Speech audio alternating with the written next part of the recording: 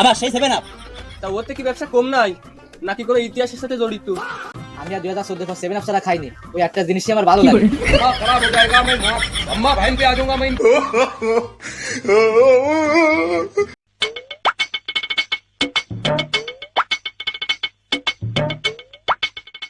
দোকানদার, ফুটবল বিশ্বকাপ তো চলে আসলো, তো তোমার দোকানে কি ফুটবল খেলা টেলা দেওয়া যাবে না?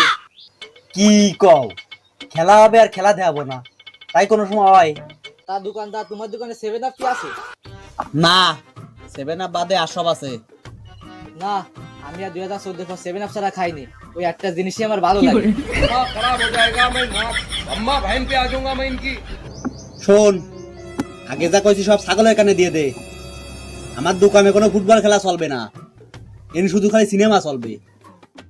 একটু আগে তো ছিল ভালো মেজাজে, তাহলে আবার সেইতে যাচ্ছে।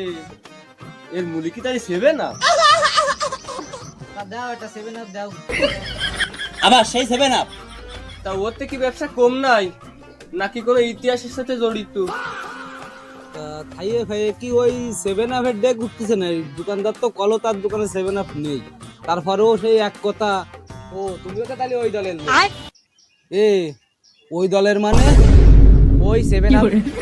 এই যে কথায় কথায় সেভেন আপ তোরা করিস, তোরা তো সব আর্জেন্টিনার সাপোর্টার, দিল তো জার্মানি, তা তোরা লাফালাফি করিস কেন?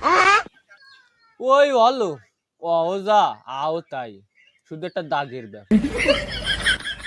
শোন, আমি একদম দোকানদার মানুষ, আমি যদি কাস্টমারের সাথে দুর্ব্যবহার করি তাহলে মানুষ আমার খারাপ করবে।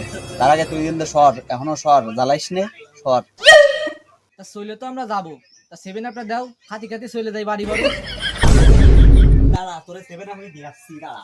इसका कारण नरेंद्र मोदी है।